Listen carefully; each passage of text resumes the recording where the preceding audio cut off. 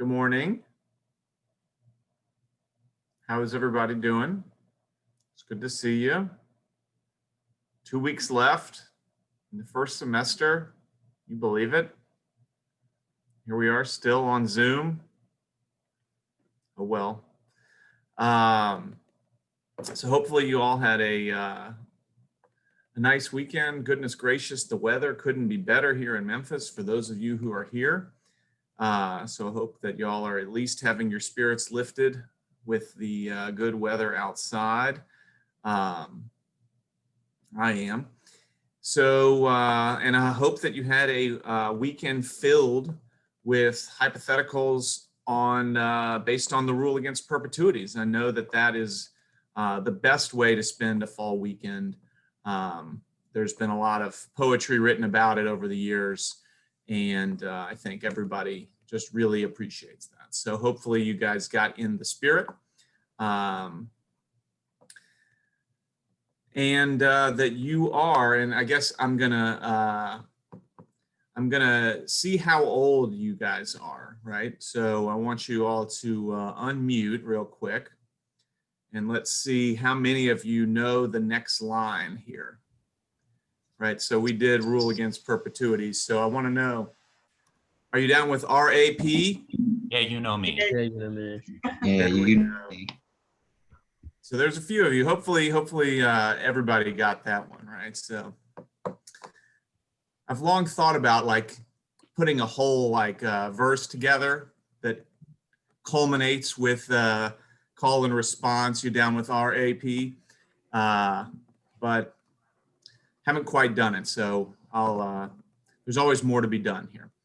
Okay, so first questions, and then actually not first questions. I want to first walk through the reforms to the rule against perpetuities and then back up and have questions. So that is the order that I want to do it today.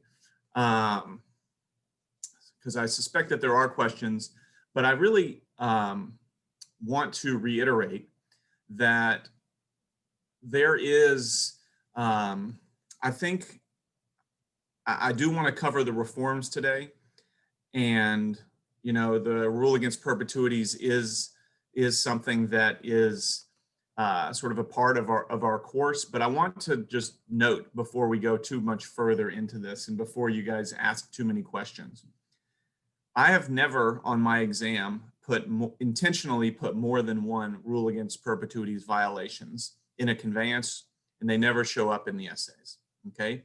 So it is a part of the course, and it is something that is likely to show up at least in one spot on the exam.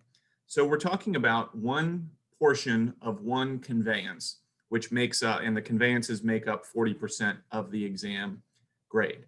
So hopefully what you're hearing me work towards is that the maximum difference that it makes between if you fully understand the rule against perpetuities and if you just completely turn this off and don't know anything about the rule against perpetuities, the maximum difference it's going to make on your exam is like 8 points within the conveyance section, which is out of about 125 points usually, which is 40% of the grade. Okay, so 8 out of 145, which is only 40%. So that's 8 out of like 300. Okay, so I'm just, y'all can just trust the math that it's not hugely significant. Okay, so if you know it perfectly, you'll get a little, and it could make a difference. And if you don't know it at all, you know, you won't know it at all. But the impact on your grade is going to be minimal. And that's not to say that you shouldn't know it and you shouldn't work to get it, but it should maybe put into perspective how much time you should spend on trying to master the rule against perpetuities. Okay, because I think I used the phrasing "bang for your buck" on Wednesday when we spoke about this. The bang for your buck for investing hours and hours to master the rule against perpetuities on this exam, and really I would actually say in real life, is not a big bang. And so as you're studying over the next several weeks in preparing for, for the exam in December, just keep that in mind. And I'm not saying totally disregard rule against perpetuities, but if you're getting my drift here, I'm saying don't spend so much time, because you can spend hours and hours and hours and you'll still only be half getting it. And we're only talking about a small number of points on the final exam here. Okay, so I want to talk about the reforms. I want to talk about talk about your questions, and then I want to move on, because I also don't want to spend our class time on something that's not too much class time on something that's not going to be a hugely significant part of the ultimate grade. Okay, good. Okay, so let's talk about these reforms first. Oops. Okay, so hopefully you guys have at least the basic concept down. The basic concept being that an uncertain future interest held by another person, not the grantor, so a contingent remainder, or an executory interest, so an uncertain future interest that is going to remain uncertain too long into the future, is a problem. And if it violates the rule against perpetuities, then what we do is we retroactively destroy it as though it was never there. Okay, and that's a pretty harsh outcome. It's a pretty harsh outcome for individuals and interest holders who probably certainly didn't intend to violate the rule against perpetuities, but probably didn't even know that this turn of events that might make it uncertain, it's so unlikely to occur that it didn't even cross people's minds. So like for the example that we worked with last week, we have these 4 children and we need one of them to be 25. And in order for it not to actually happen, so that we find out who the one is that reaches 25 within 21 years after the end of A's life, like all these crazy things have to happen. So the chances of it are not 0, and that's what makes it a violation, but they're really, really close to 0, right? We have to have W die and X die and Y die and Z die and A die with a child under the age of 4, okay? So like all of that has to happen before this is actually an uncertain future interest, okay, at the time that we are looking at it. So that's like a crazy turn of events. But the effect of it is that even though that never happened, since it was possible that it could have happened, the effect of a rule against perpetuities violation is that those contingent remainders were voided from the beginning. So I think this was the last slide, maybe. This was the last slide, I think, that we covered on Wednesday, which says if you find a validating life, then it's fine. But if you don't, which we couldn't for this particular conveyance, then you retroactively destroy the uncertain future interests and you rewrite the conveyance essentially to A for life. Since this part of it was too uncertain, we just wipe that out. We destroy those contingent remainders that the kids have. And that's really, that's really obviously against the intent of the grantor, but it's also likely not to be discovered until A has died, right?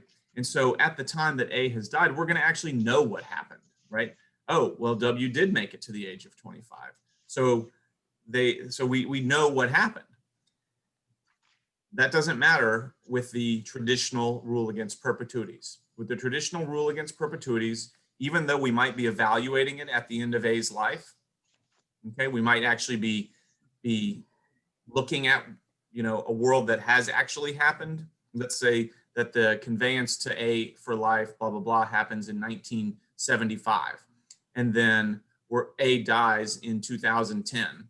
So we're actually going to be looking back at 2000, in 2010, we're going to be looking back to 1975 and say, not what did happen in those 35 years, but what could have happened in those 35 years. And if what could have happened is W, X, Y, and Z died and A died with a child under 4, well, then we destroy it. even though that's not what actually happened. Okay, so that's the effect. It's a really harsh effect of the common law rule against perpetuities. So one solution is to, instead of doing that, okay, let's go back to 1975 and imagine what could have happened. Instead of that, we say, okay, now A has died. Well, what did happen?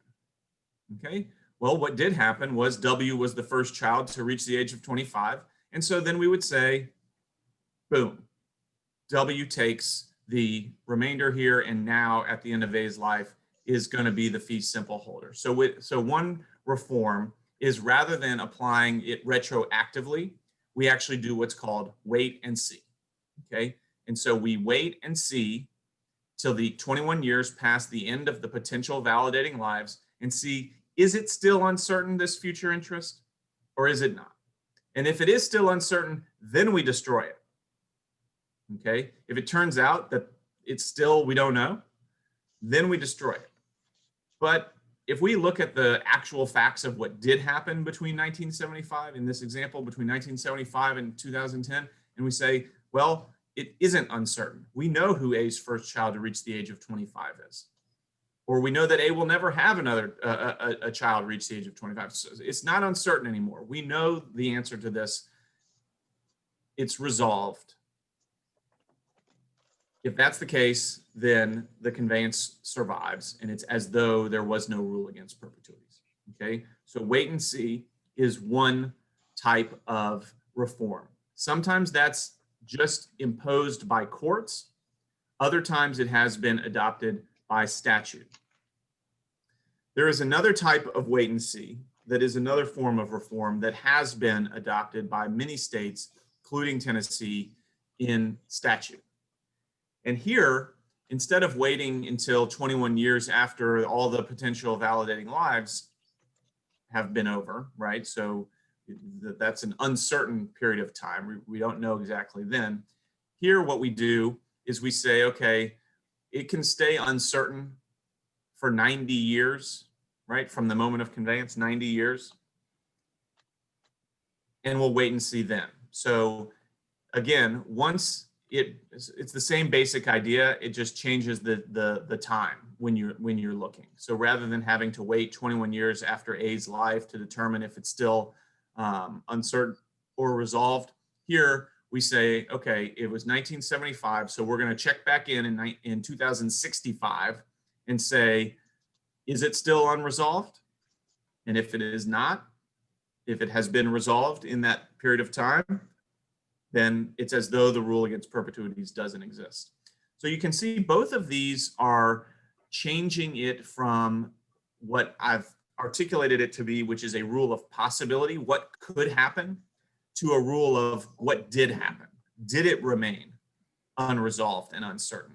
Because it was that lack of resolution, that uncertainty that was sort of hanging over these interests, that was the problem. And the original rule against perpetuities, the sort of old version of it, just, sort of really discouraged those kinds of interests from being present in the first place.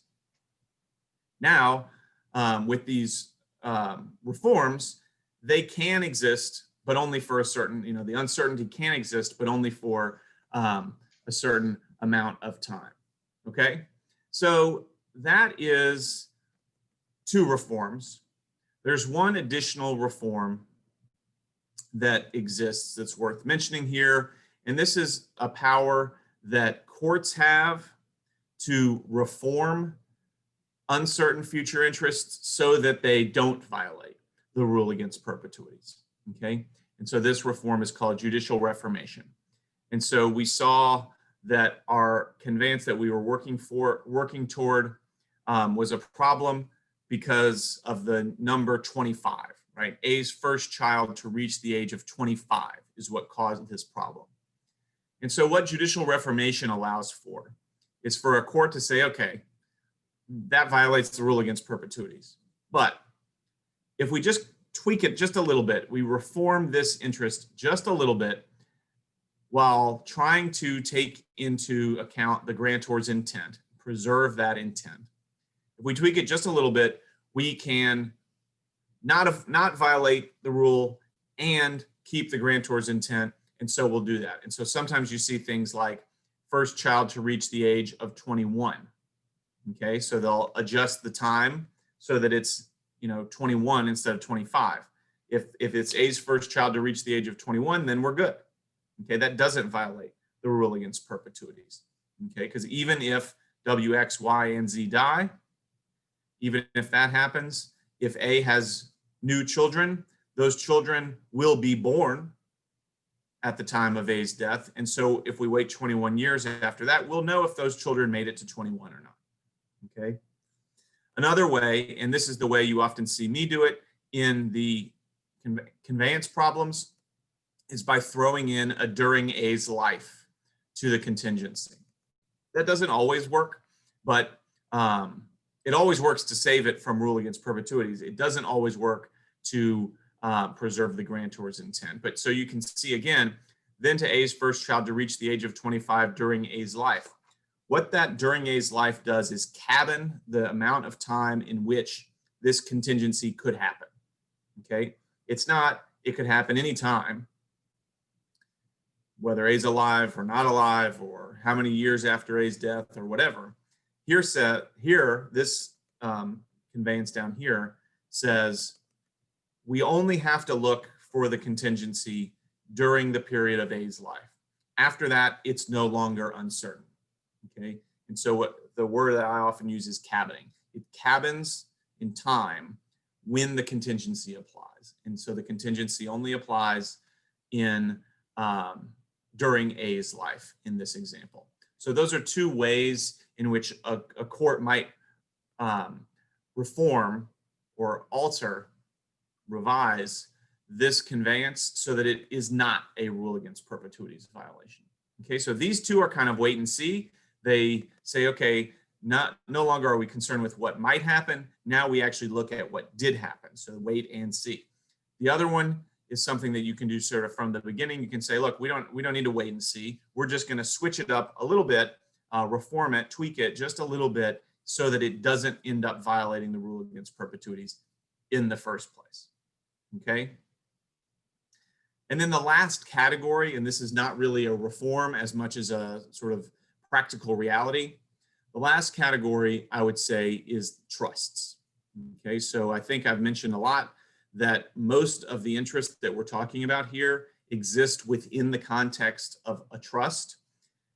Trusts do not have, first of all, the rule against perpetuities does not apply to interests created in trusts. Trusts can last in perpetuity. And the reason for this is that through the trust, the main problem that is created when there are these uncertain future interests way into the future, the main problem that's created is an alienability problem. Okay, that I can't sell this property, this land, because it's got these uncertain future interests stuck onto it, and it could long into the future. The trust takes that problem out, because in a trust, the trustee holds the property in fee simple and has to manage it. They can sell the property and use the cash as the trust, or convert the property into stocks or something like that. They can do whatever they want. And so the alienability problem that is created by these uncertain future interests is avoided when the property is held in trust. Okay. And so that's not really a reform to the rule against perpetuities as much as the place in which these uncertain future interests show up within the context of a trust avoids the need for a rule in the first place. Okay, so let's stop here and pause for questions or comments or problems that y'all are having with this.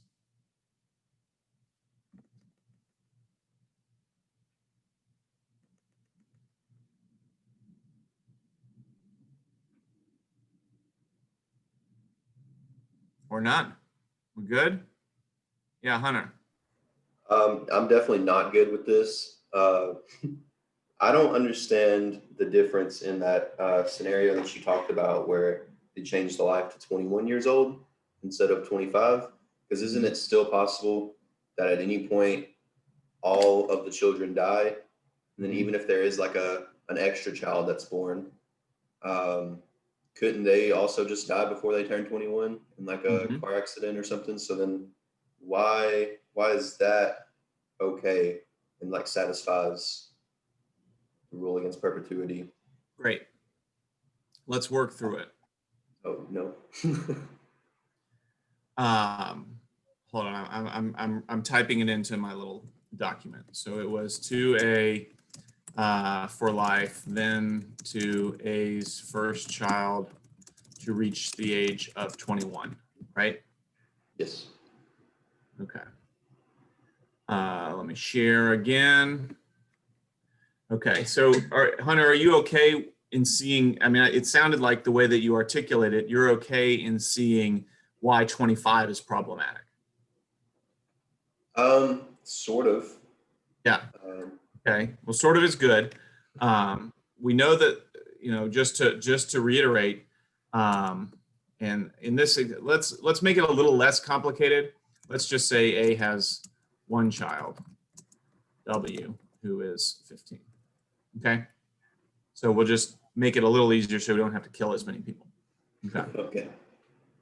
So the reason that the 25 doesn't work is, and I'm going to use A as the example because it's the better example here, is that at the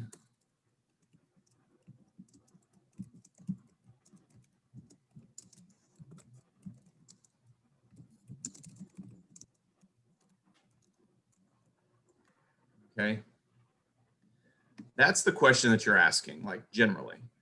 Okay, has the uncertain future interest been resolved? Okay, that does not mean has someone become A's first child to reach the age of 25 or 21 or whatever the number is. All it means is that we know the answer to the question. Okay. And so, like, if we had to identify the interests here, Hunter, you would say A has a life estate. What does W have? W would have a contingent remainder.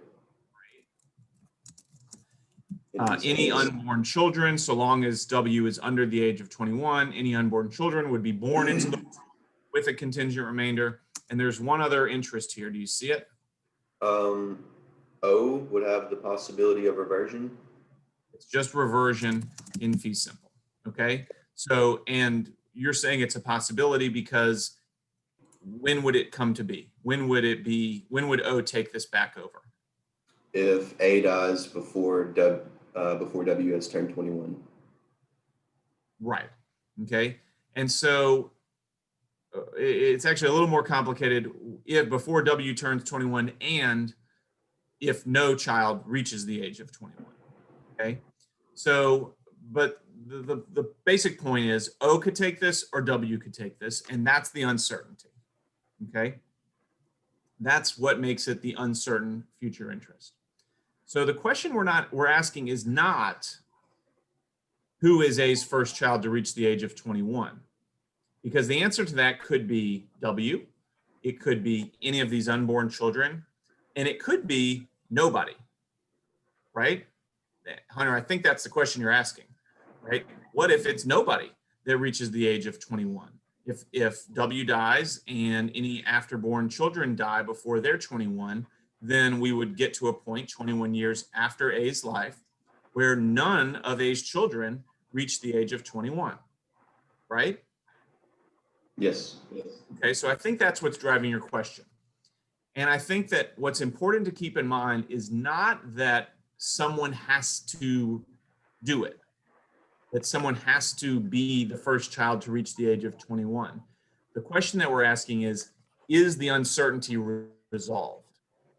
Okay, so let's say that what you asked happens, right? W dies, then A has other children and they all, and then A dies, and then all of those other children die before they're 21.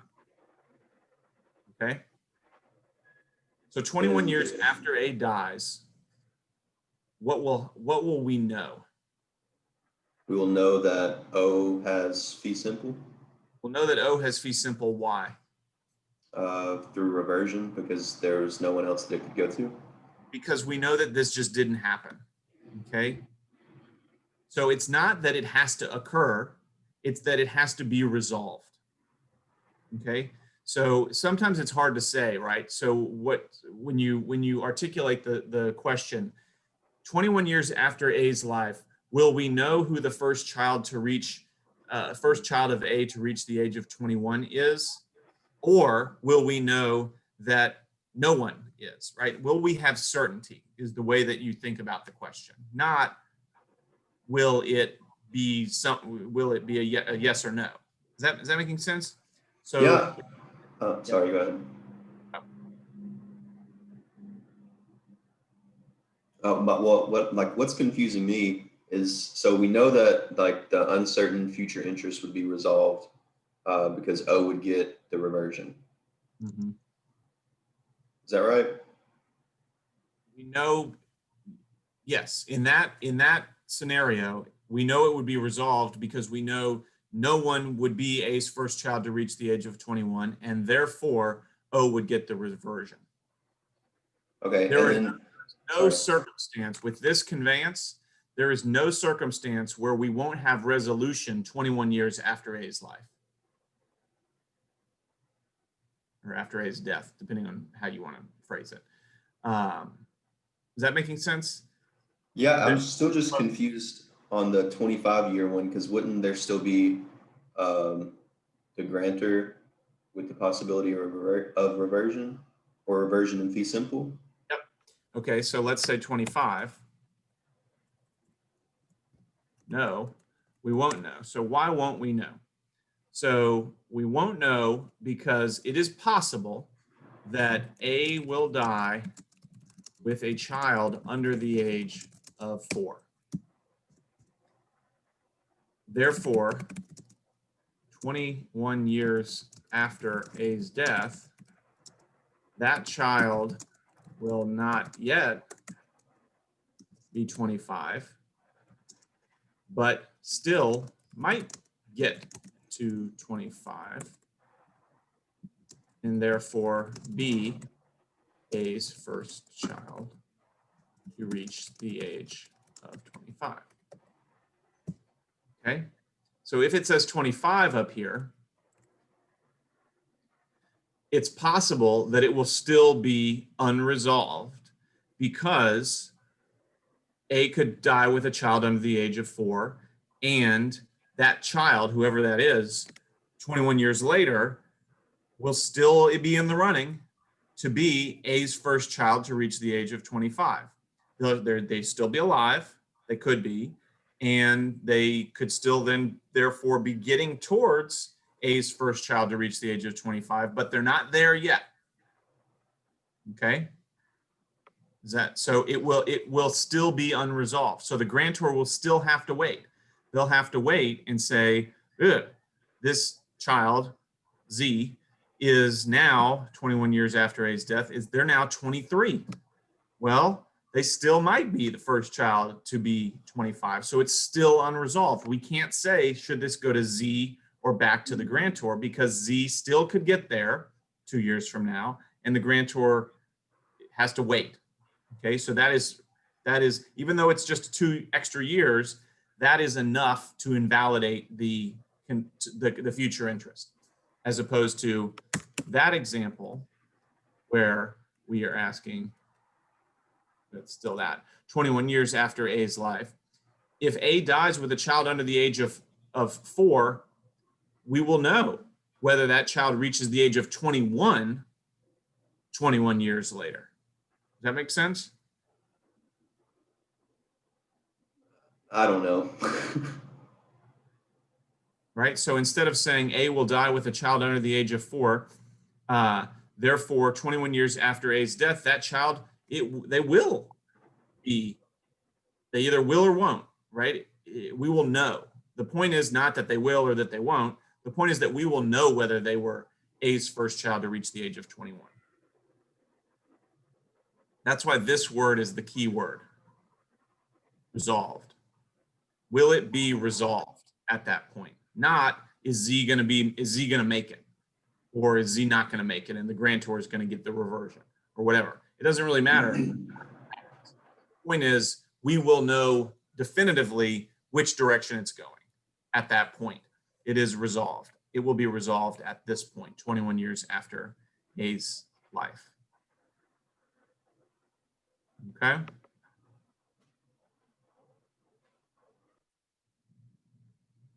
Hunter's going to say good enough. That's all right. Others. So since the question is always, has it been resolved? Is it safe to say that it'll always be resolved? Is there a situation where it will not be resolved? Will not be resolved if the number is 25. But I thought being resolved is just knowing, you know, who or who would not, I guess, make it to 25, not actually what child would. That's right. And so that's why this example is a problem, because 21 years after A's death, it will not be resolved.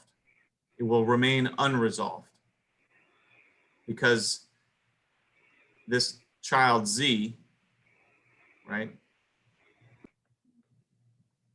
Let's say they're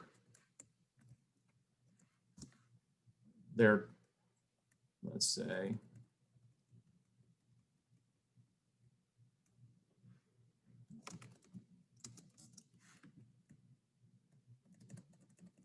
A dies with a 2-year-old, okay? Z will not yet be 25. So let's maybe put some years on it, right? So let's say A dies in 2000 with a 2-year-old. So we're looking at 2021. The 2-year-old will be 23. So the question is, in 2021, will it be resolved? And the answer is no, it won't be resolved at that point because Z will be 23. So they could still be A's first child to reach the age of 25, but they're not there yet. So it's unresolved. As opposed, so Tierney, does that make sense? Yes. It's unresolved because it's still possible that they make it, but it's also possible that they don't make it. And so it's not, we don't know the answer. Okay, if that is, and again, with the common law rule, we have to ask what could happen. Okay, with the wait and see and the other reforms, we would say, well, what actually did happen? Did A die with a child under the age of 4? If she didn't, then we don't have a problem here, right? Using those reforms, we would say, oh, A died with, with no children under the age of 4, and therefore this is okay. Okay, but that's a different problem. The common law rule asks whether it's definitively, as a matter of physical logic, it has to be resolved. And this answer is it doesn't, because of the 25, as opposed to the 21, which does have to be resolved.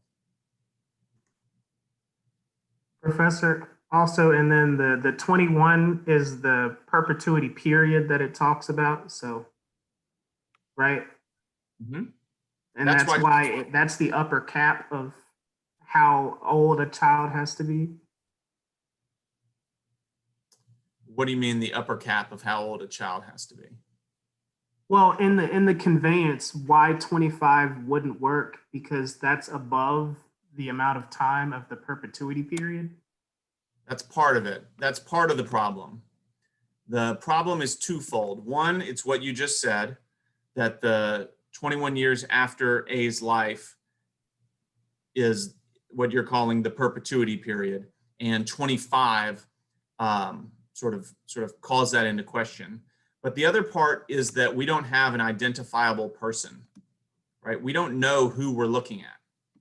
So I just note, if instead of the ones that we're dealing with, if it had said then to B if B reaches the age of 25. And let's just say it doesn't matter what age B is at the time of conveyance, but let's just say they're under 25, right? So, Jasky, 21 years after A's life, will we know for sure whether B reaches the age of 25? No. No. But what about 21 years after B's life? Yes. Of course, right? We'll know it. We know it already, right? When B dies, we will know whether B reached 25 or not. Okay. And so in this example, this one's okay. This is okay, not a violation of the rule against perpetuities. And so even though the age is over 25, the age could be 100. Okay. It doesn't really matter. What makes this one okay is that we have an identifiable person, an ascertainable person. And since we have an ascertainable person, then that person can be our validating life. We only need one validating life. Okay, so with the previous example, there's two problems. Problem one is that the age is too high. Problem two is that who A's first child to reach that age could be a lot of different people. Okay, we don't know which one is going to be. So there's like a double contingency in this conveyance that causes the problem. Cool. As opposed to here, we just have a single contingency. Does B reach 20, but does B reach 100 or 25 or whatever number? Since we can point to B and say it's your life that matters, then we go. Does that make sense, Jasky? Yeah. Yeah. Okay. Anyone else want to talk about this? Yeah, Jack. Hello. Mine was a question for the 2018 exam, Conveyance 4. I was working on it with Mr. Baskin the other day, and he said we were just having trouble with it. Is there any way I could like read it off to you real quick? Is it a rule against perpetuities problem? I think so. He mentioned that when you answered him that you said it might be involved, that it went like to A for life, then to B, but if the property is not used as a library during You cut out there for a second. So to A for life, then to B, but if it's not used as a library during, then we A's lost. life, Yeah. A's life, then to C. Mm-hmm. And so we can do that, but I'm not going to do it right now because that doesn't violate the rule against perpetuities. Right? Okay, and good. And the reason that it doesn't is because of that little clause in there during A's life. Okay. So just from a pointers on the exam standpoint, a lot of times what I do to avoid making something a rule against perpetuities violation is that cabining with during A's life, right? So long as it's used as a library during A's life, what I'm doing there is connecting the contingency to a life so that it does not violate the rule against perpetuities. So that example does not violate the rule against perpetuities because of that little clause. And note that that clause is about the contingency. It doesn't like make a life estate out of something. It doesn't say you have it for life. It just says that the contingency only applies during this time period, during A's life. So the one hint is if you see a during A's life or a during somebody's life attached to a contingency, you can probably move on and say that's probably not the rule against perpetuities problem or violation that exists. The other is, you'll note if you've been doing any of the old exams, sometimes it says briefly explain and sometimes it doesn't say briefly explain. Most likely, if I'm asking a question that has a rule against perpetuities violation, I'm going to be asking for a brief explanation as to why, right? So that can be a tip off to you too. Like obviously in the real world, you don't get those kind of hints, but in on the exam, that will narrow down the number of situations in which you're likely to really see a rule against perpetuities violation. But on that particular question, Jack, stick around after class and we can talk in more detail about it. It's more about the remainders in that example than the perpetuities. Yes, sir. Thank you. Yeah, Hunter. So then, like, kind of going off of what Jack just said, so if there was a little clause in the conveyance that the child has to turn 25 within A's life, then we wouldn't need to worry about the rule against perpetuity. Exactly. Okay, that makes sense. Exactly. Because within A's life, we will know how old A's children got to be during that, right? So what that does is it saves it, right? It saves it from being destroyed by the rule against perpetuity.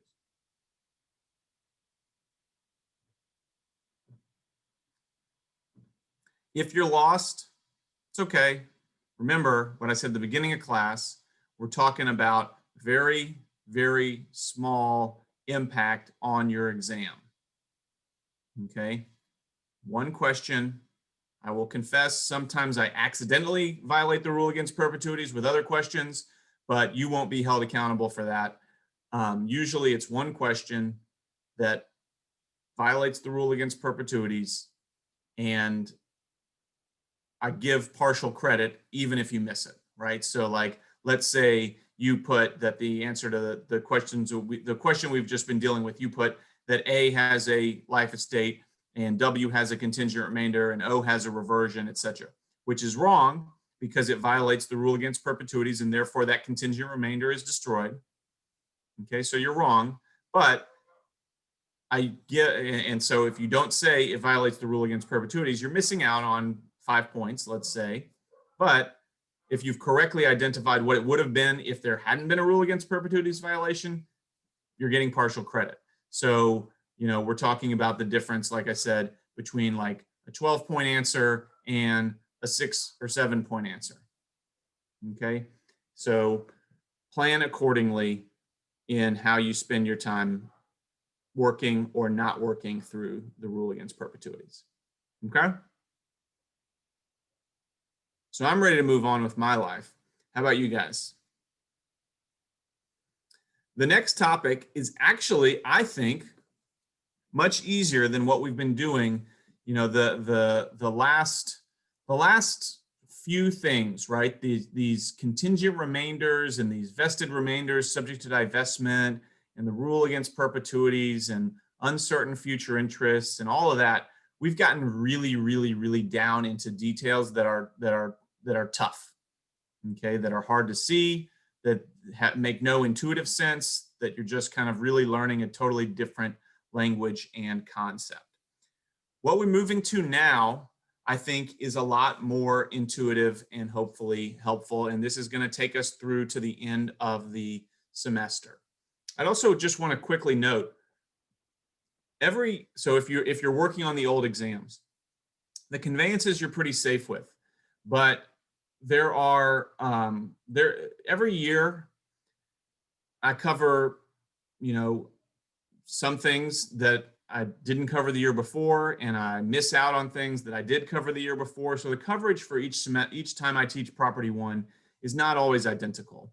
Okay, and so you might see some things in the essays in particular that you're like, wait a second, what? I don't know anything about this. And so, and another thing, you know, that changes from year to year is emphasis. So we might spend a lot of time one year on one thing that another year we, you know, just go through real quick. And so note that you'll be getting an exam based on this semester, right? The emphasis and coverage of this semester. And I only mention this to say that it's possible that the old exams, while I think being very indicative of what you're likely to see, the substantive emphasis might have been different in those semesters. And in fact, some of the coverage might have been different. So like you might see zoning or easements or some things in some of the essays that we're not going to cover. And so just be aware of that as you do practice exams. Like if you're getting to something and you're like, what on earth is this? It might be because you missed it, but it also might be because we didn't cover that. Okay. And so if your study group or your colleagues are saying, oh, we didn't cover that, then y'all are probably right. Like if all of you think we didn't cover it, then we probably didn't cover it. Okay. That's going to be just a tiny, it's just at the margins. The majority of stuff should overlap. Okay. So what we move to now is concurrent estates. And so we have danced around this as a possibility throughout the semester, but we've been able to just kind of assume that there is a single entity, a single person holding each particular stick. So to A for life, then to B. We just dealing with A and B, right? And who's going to take the fee simple? B is going to take the fee simple at the end of A's life. And so we have this, we've been operating from this place where it's been pretty simple that an individual should have, will have rights. But you should know already, and we've seen it in some of the conveyances, that it's possible, especially when you see class gifts, it's possible that more than one person will fit into a category. So to A for life, then to A's children. If A has more than one child, then those children share the remainder. And so when A passes away, those children will share the fee simple. That's concurrent estates, okay? When more than one entity, more than one person, and I say entity because it could be a company or business that owns property, but for the most part, we deal just with people, at least in this course. And so more than one person holds the same stick at the same time, okay? So I am one of A's children, and I hold along with another of A's children, and we hold it together in fee simple. And so we're going to focus in on a couple of things with this coverage. One is how these things get created, okay? And you can see how they get created. They get created based on the language of a conveyance. So they could be as simple as to A and B, okay? To A and B creates a fee simple held by A and B simultaneously, okay? So to A and B. They can also be created in future interest, to A for life, then to X and Y, okay? In that example, A has the life estate, X and Y hold the indefeasibly vested remainder, and at the end of A's life, then X and Y will take it over, okay? So they can be created. So one is how they're created. Two is what about during that period, let's say where A and B hold something together in fee simple, what are the rights and responsibilities that they owe to one another? What are the rights and the responsibilities that they have? What can they and can't they do with the property during what's called co-tenancy, during two individuals or more holding fee simple in the property at the same time? Okay, so how they're created, how they operate while they exist, and then last, how they're destroyed. Okay, how do you end a concurrent estate or a co-tenancy? What are the ways in which you can stop having it be held by multiple people with their hands on the stick at the same time? Okay, and that's the way I think of it, right? Instead of it's they have a stick and they have a stick, it's like two hands or more on a stick at the same time. Okay, so those are the three basic sort of areas that we're going to focus in on. And so we'll begin today with identifying the types and how they are created. Okay, the types of co-tenancy and how they are created.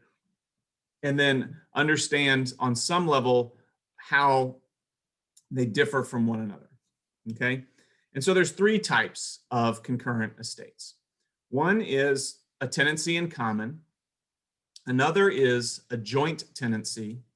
And the third is a tenancy by the entirety. Now that you have typed into your notes or written down tenancy by the entirety, you are finished with tenancy by the entirety. We are not going to talk about tenancy by the entirety at all. We're going to focus in on the other two, the tenancy in common and the joint tenancy. Okay. And I'd like to first begin by talking about their characteristics. Okay.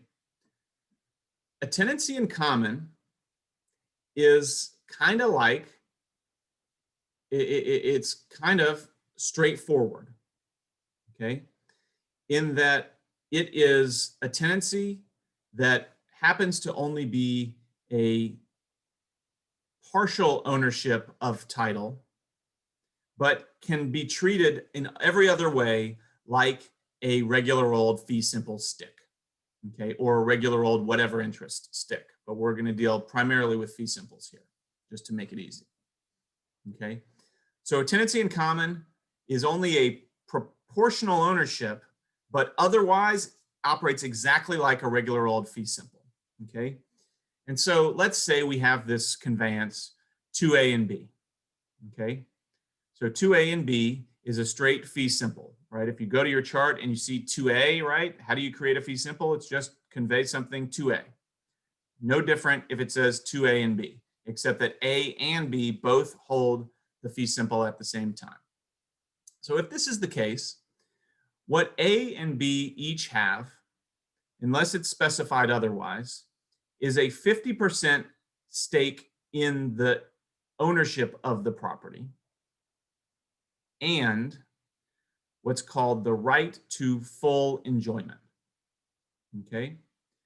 So let's imagine that what we're talking about is a 10-acre lot, vacant. Okay, we're going to make it vacant for now.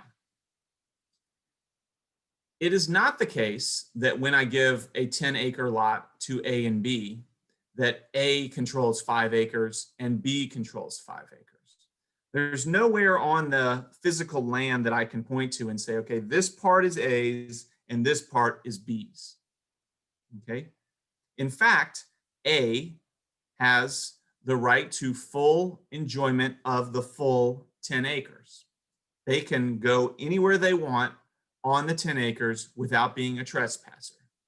And the same for B. They can go anywhere they want on the physical land and not be a trespasser. There is no right to exclude other co-tenants from property held in co-tenancy.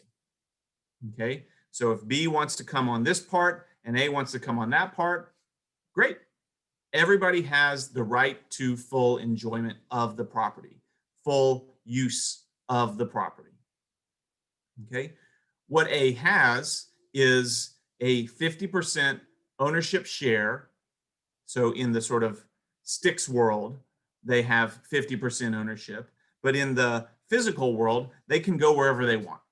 They can go all over this property, okay?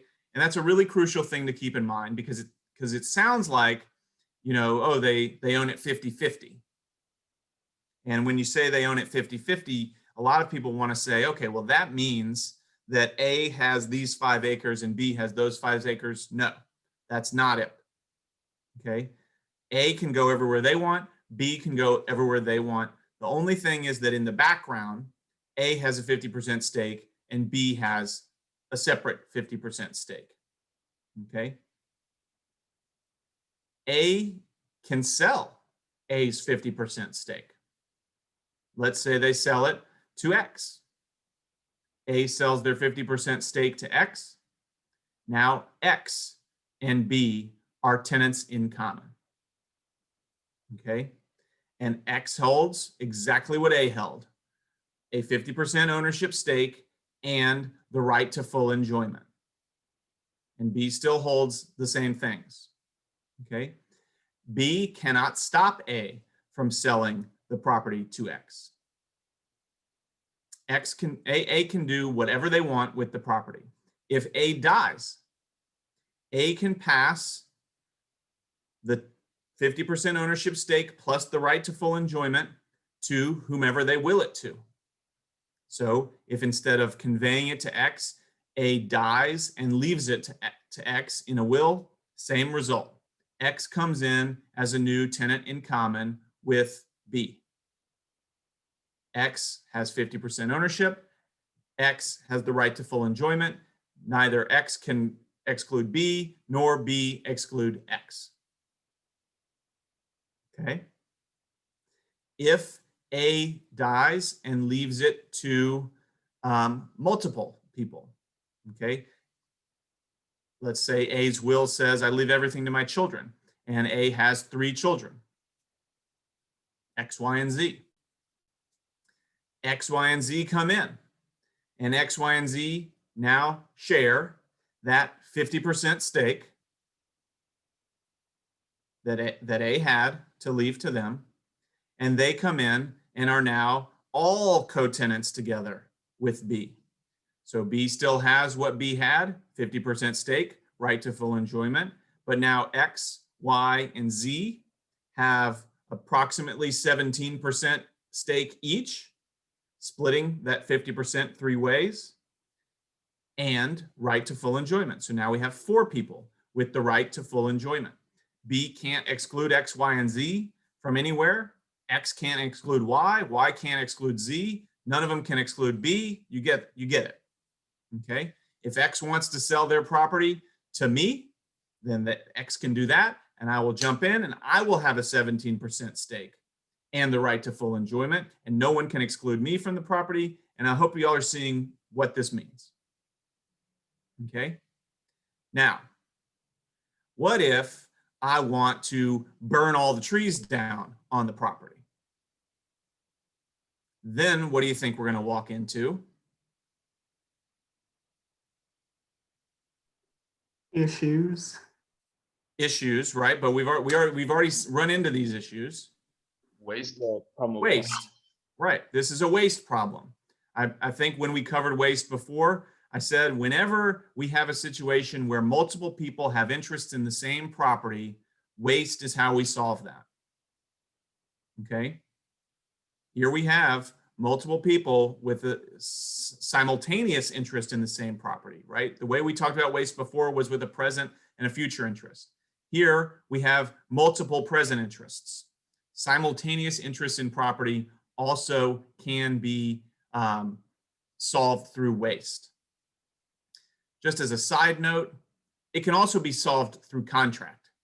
Okay, the co-tenants can come together and say, okay, we agree that if you cut all the trees down, we'll split the money or something like that.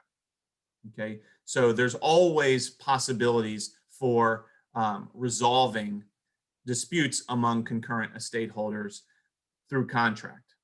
But even without contract, waste can fill the gap. I don't know who said it, but I think that that a key word here is issues, right? If you have 4 or 2 or 500 people that all own the same property and have different ideas about what ought to happen with that property, you're gonna have issues, okay? Because X wants to do one thing and Y wants to do something different, and Z wants to do something different, and B wants to do something different, and they all have the right to do whatever they want on the property so long as it's not waste, okay? As a property matter, they all have the right to full enjoyment. They all have the right to use. And so what we're going to cover Wednesday, and yeah, we'll probably get to it Wednesday, is what happens when there's that conflict, when it's irreconcilable. X wants to do one thing, B wants to do a different, and they can't be resolved. What do you do? Okay. So that's all tenancy in common. It's like a fee simple, except just a proportional ownership of a piece of property. I'm going to pause here for questions on tenancies in common. Could you repeat the first type of concurrent estate? I just missed it. It's tenancy in common. No, the first one where you said you can write it down and forget about it. Oh, tenancy by the entirety. Okay. You forgot about it even before you wrote it down. Tenancy by the entirety. It's just a special type that exists in a lot of states, between two spouses. That's it's just a little bit different. So it's probably best covered if we cover marital estate. Jack. If this is too much too soon, I can wait. But if they don't contractually agree to, like, kind of divide the land, but they do actions to show it, maybe building a fence or something like that, and the requisite amount of time for adverse possession passes, does that override their right to full enjoyment? You can have adverse possession between co-tenants. It is a little bit difficult, but we will talk about it. So I like the way you're thinking. It's possible if you exclude someone that you don't have the right to exclude, then it's as though you are adversely possessing their interest. And then we go into the whole adverse possession stuff. Other questions on the tenancy in common?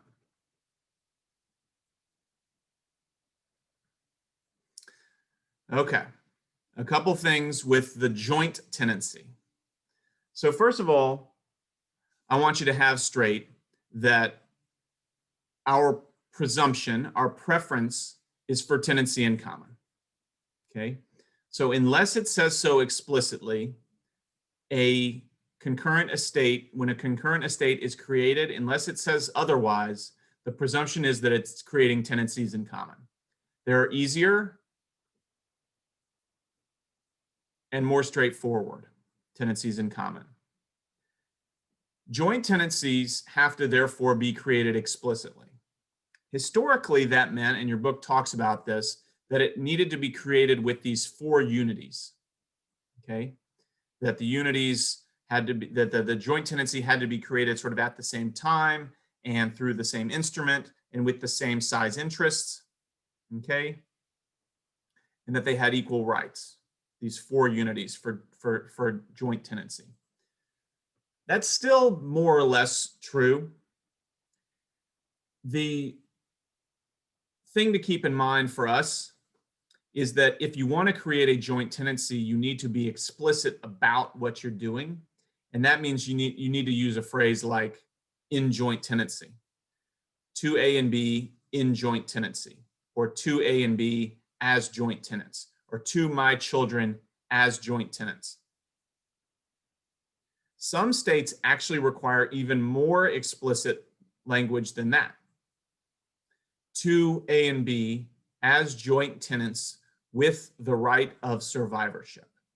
And it's that last phrase that reveals to us what is the main feature of a joint tenancy that separates it from a tenancy in common. And that is right of survivorship. Okay, so let's say we have 2A and B as joint tenants with right of survivorship. That's the conveyance. So remember, it was when 2A and B, if that's all it said, it was a tenancy in common, and we just went through the whole A and B can do whatever they want with their sticks. Okay. The key difference when it's 2A and B as joint tenants is that A and B still have fee simple.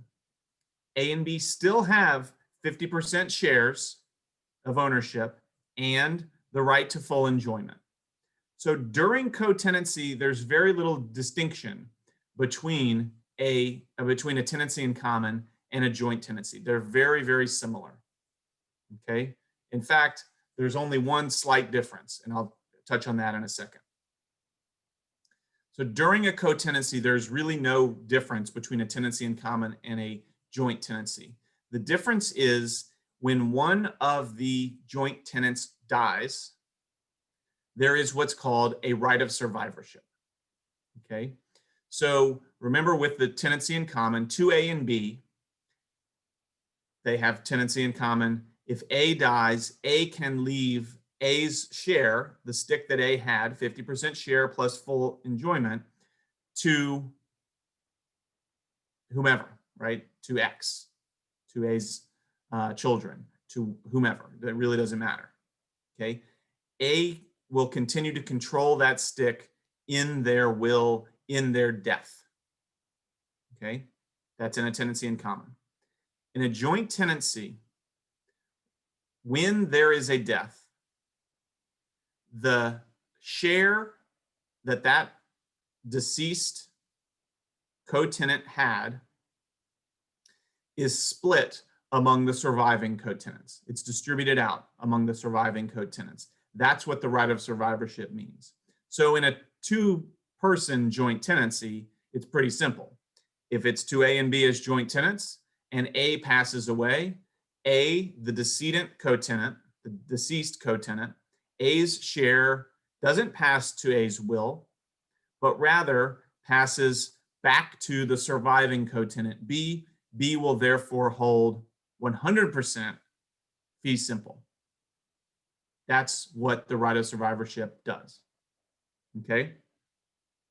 So it's as though during joint tenancy, A and B both have their regular old fee simple and have the potential to take a portion of the other joint tenants' shares. Okay, so let's use an example with 3. 2A, B, and C as joint tenants. When A passes away here, the right of survivorship does is take the decedent co-tenants' share and split it equally among the surviving joint tenants. Take the decedent joint tenant's share and split it equally among the surviving joint tenants. So before, they each had a third, a third, a third plus full enjoyment. Now A passes, A's share gets split equally among B and C. Now it's B and C half and half joint tenancy, each of them still with the full enjoyment. Okay, so that's the right of survivorship. It means that a joint tenancy will never pass in a will. Okay, so let me pause there. That's how right of survivorship works.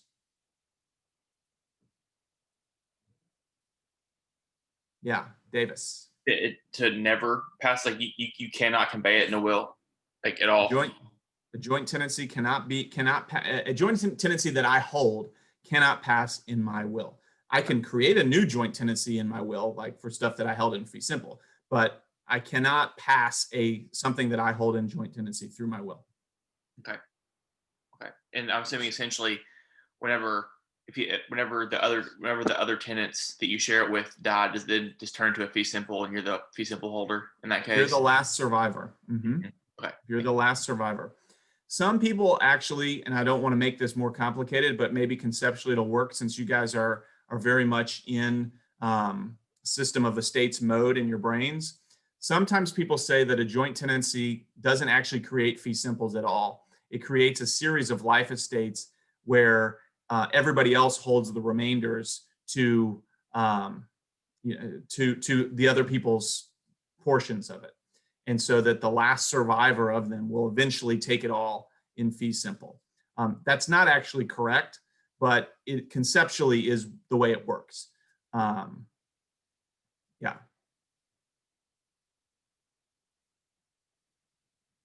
Other questions? Okay, so I mentioned that there's one slight difference during co-tenancy between a tenancy in common and a joint tenancy. And here is that small difference. We talked about if I do 2A and B, just a tenancy in common, and A sells the property to X, sells their interest to X, that X just kind of steps in with B, and it's now an X and B tenancy in common. Okay. With a joint tenancy, not only is there the right of survivorship, but there's also a slightly different effect to the sale of one of the joint tenants' shares. So we've just established like joint tenants' shares cannot pass through will. But in this example, 2A and B as joint tenants, A could sell A's portion, right? Our basic rule of alienability is you can sell the interests you have, the sticks you have. And so in 2A and B as joint tenants, A has a stick, right? The 50% fee simple, right to full enjoyment, A can do that, okay? However, in a joint tenancy, if A does this and conveys their share, which they have the full right to do, what it does is destroys the right of survivorship for that share, okay? And therefore, in a two-person joint tenancy, destroys the right of survivorship entirely, okay? So a conveyance of a joint tenancy share destroys the right of survivorship as to that stick. So if A conveys to X, and they're all still alive, so to A and B as joint tenants, A conveys to X. X then takes A's 50% portion, but the right of survivorship has been destroyed. And that leaves a situation in which X and B are now no longer in a joint tenancy. They still are in a concurrent estate, but it's no longer a joint tenancy. Now it is a tenancy in common, okay? So joint tenancies can be converted piecemeal into tenancies in common when there are conveyances, okay? So the effect of a conveyance of a portion of a joint tenancy is to destroy the right of survivorship. That's a difference. So it's not so freely alienable. There is a consequence, right? The consequence is that the right of survivorship, the chance of taking full fee simple is eliminated for that portion, okay? So if 2A and B as joint tenants, A conveys to X, all of a sudden now X and B have tenancy in common, and there's no right. If B dies, then B can convey their 50% share to whomever they want to. If X dies, they can do the same. It can split in all sorts of different ways. The reason for this is twofold. One, the sort of old formal way of thinking of it is that that will destroy the four unities, right? No longer will it be that X and B got their interests at the same time through the same instrument, et cetera. So that's one, sort of the old formal way of looking at it. And then the other way of looking at it is that it is like an extra consequence to remaining in a joint tenancy to have this right of survivorship destroyed if you break it, okay? It's like an extra consequence, and the reason that it's there is to discourage that from happening in order to fulfill the intent of the grantor. The grantor seemed to want a situation in which A and B would have it jointly during their lives, and then the survivor would take it in full fee simple. Okay?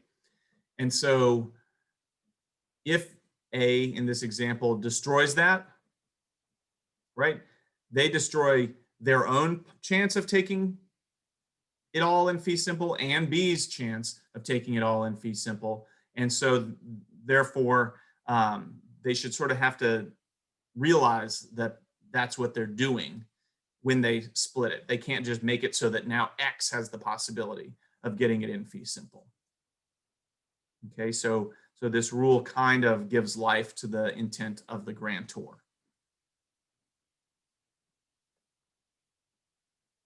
Questions? We're going to see how these end on Wednesday. Okay? All right, I'm done. We'll pick up on Wednesday. If I could ask Jasky, Austin, and Dalton to stick around, Austin Henderson, just for 2 seconds real quick, that would be great. Otherwise, I'll see y'all Wednesday.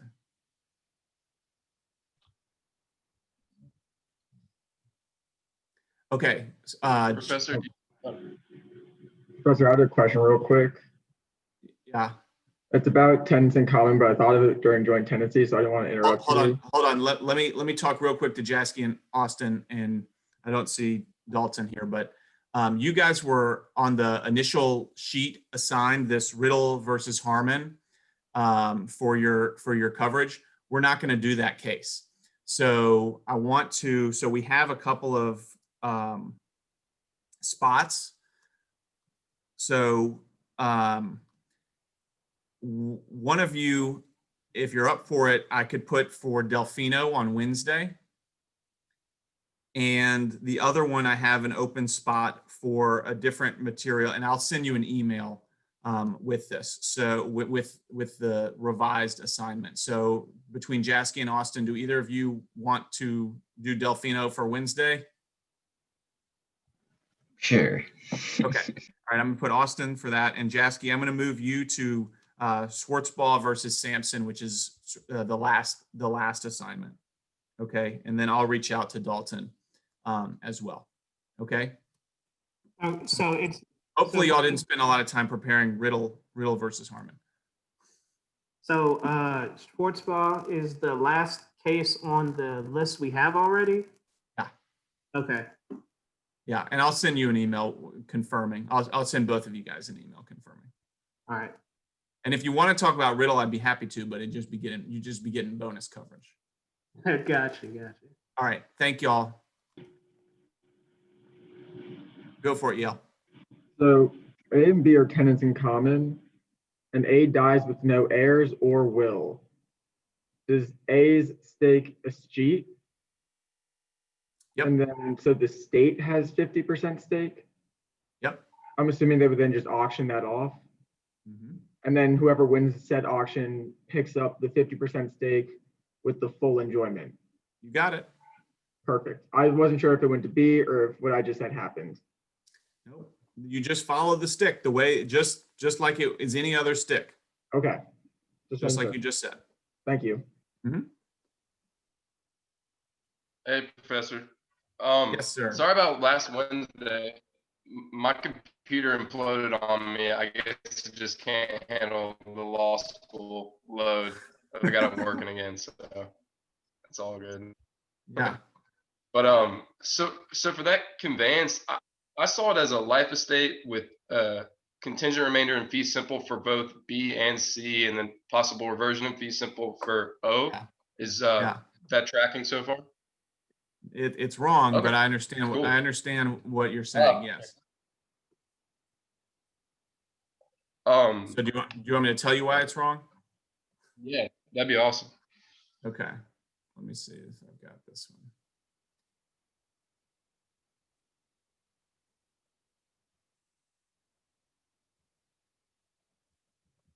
I'm trying to find a similar example. Okay. So the real answer, and I spoke to David about this. I don't know if he filled you in. The real answer tried, is that the B character, right? So it's obvious that the first person has a life estate, right? The problem is in seeing those next things, whether it's a contingent remainder or a vested remainder subject to divestment, right? And so this problem here that I've got here on the screen is the exact same. Okay, it's just worded, it just has different contingencies. So it says to Marge for life, then to Bart if he doesn't write on the chalkboard during Marge's life, but if he does, then to Lisa. Okay, that's one way of putting this. And the reason I have these slides is because this distinction between a vested remainder subject to divestment and a contingent remainder is the most difficult but least impactful difference to see. So I'm going to walk through this bottom one first. To Marge for life, then to Bart if he doesn't write on the chalkboard during Marge's life, but if he does, then to Lisa. Okay, so Bart, clearly Marge has a life estate. That's easy. In this example, Bart and Lisa both have contingent remainders. Bart's contingent remainder is if he doesn't write on the chalkboard during Marge's life, then he gets it. And Lisa's is if he does, then she gets it. Okay. So if he does write on the chalkboard during the life, so just playing it out, what do you think happens to the remainders? It'll go to Lisa. Right. And it'll be an indefeasibly vested remainder in fee simple for Lisa. Bart has nothing. Then when Marge dies, Lisa takes a fee simple. Okay. Yes. So that's should be pretty straightforward. And I think that's how you read the other one also. The one from the exam. Yes, sir. Oh, yeah, yeah, because when he satisfies or doesn't satisfy that contingency, then it switches to that indefeasibly vested remainder. Right. Okay. Okay. So this one is actually exactly how the one is written in the Up top there? The top one, right? So this one is Okay. actually how it's written. To Marge for life, then to Bart. But if Bart writes on the chalkboard during Marge's life, then to Lisa. Okay, so again, Marge has a life estate, it's easy.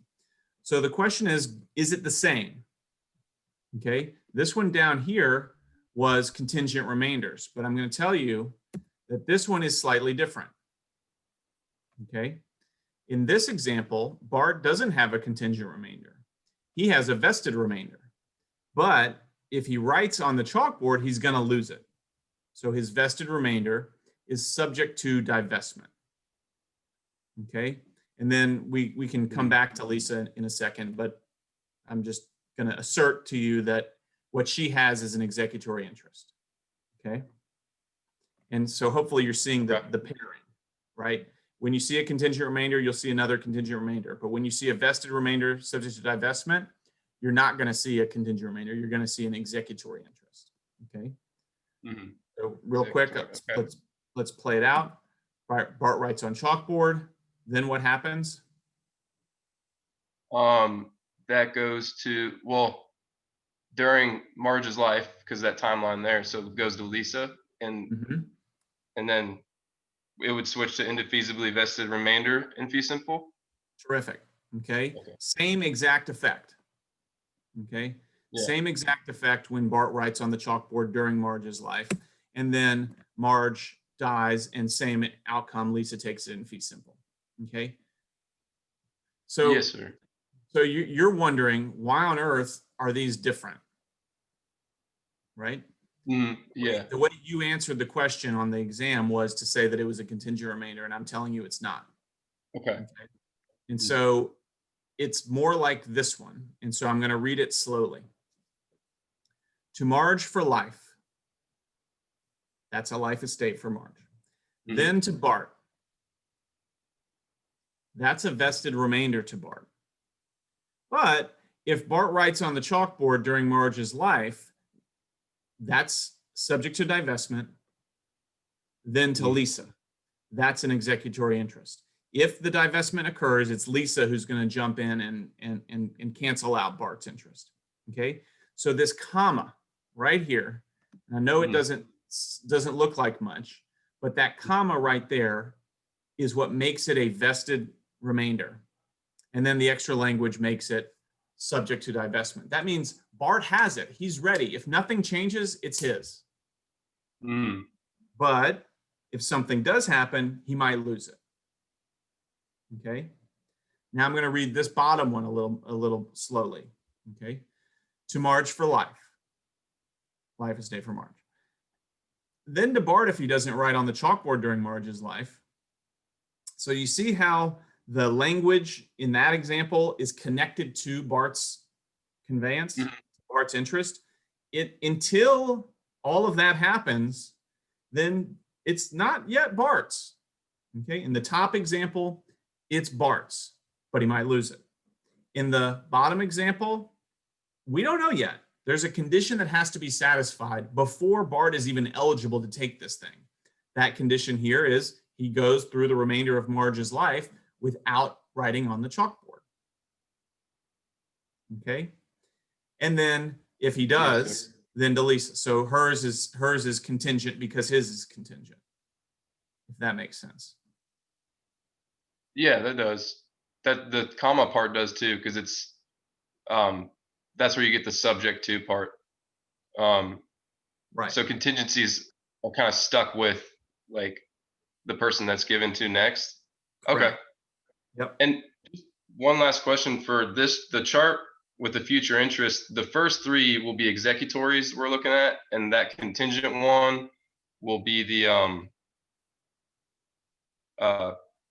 no, so yeah, because contingent remainder.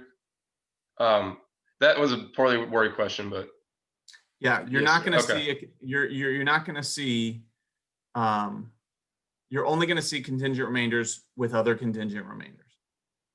okay, yeah, and contingent remainders unless they satisfy the condition, and then